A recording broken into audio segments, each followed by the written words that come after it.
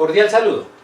Continuamos con nuestra formulación del proyecto de la MGA y nos encontramos en el capítulo 2 de la mencionada metodología. La primera ficha que hay que llenar nos pregunta sobre el análisis técnico de la alternativa. Entonces en esta charla vamos a dirimir el concepto de qué es un análisis técnico, cómo se realiza ese análisis técnico y cómo podemos llevarlo a la metodología general ajustada.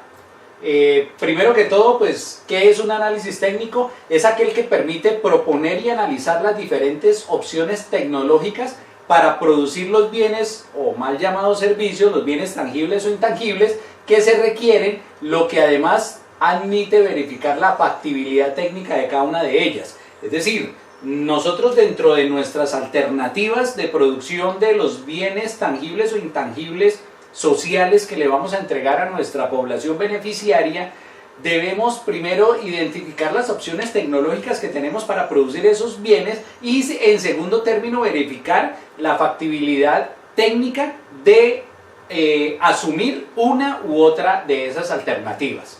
Entonces, en el análisis técnico además se identifican los equipos, la maquinaria, las materias primas, las instalaciones necesarias para desarrollar todas y cada una de las acciones del proyecto y por lo tanto cuando nosotros identificamos estos equipos y estos insumos también identificamos los costos de inversión y de operación requeridos, así como el capital de trabajo que se necesita. De pronto es mucho más fácil en un proyecto productivo verificar lo que es un análisis técnico, pero los proyectos sociales también requieren este tipo de análisis.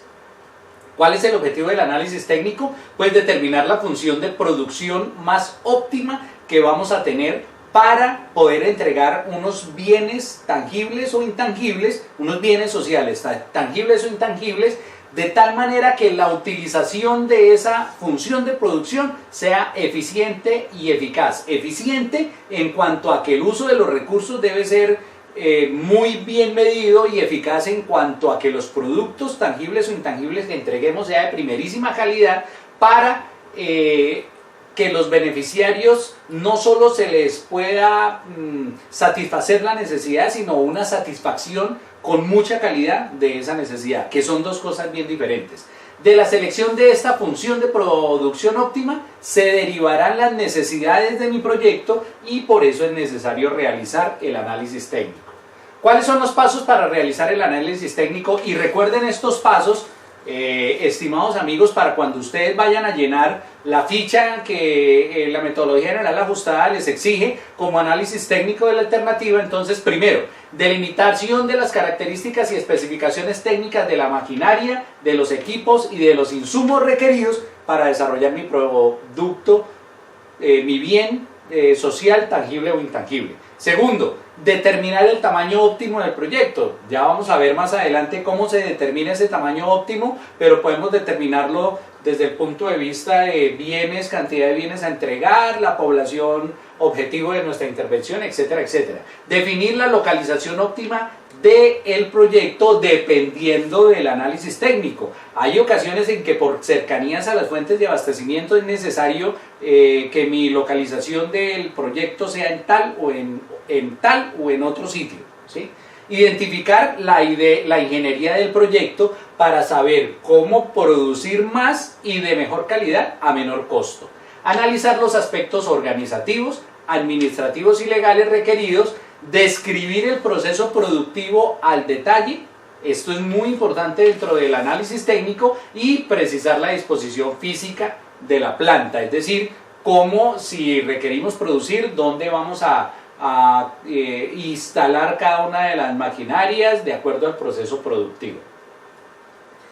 ¿Para qué se hace este análisis técnico dentro de un proyecto? Entonces ya vimos en algunas de las diapositivas anteriores, pero vamos a definir exactamente. Primero, para definir los recursos materiales, es decir, ¿qué necesito para producir los bienes y servicios, los bienes sociales tangibles e intangibles? Yo estoy quitando de mi léxico ese servicio porque en realidad nosotros producimos bienes tangibles o bienes intangibles. y especialmente dentro de los proyectos de inversión económica y social, bienes sociales tangibles o bienes sociales intangibles.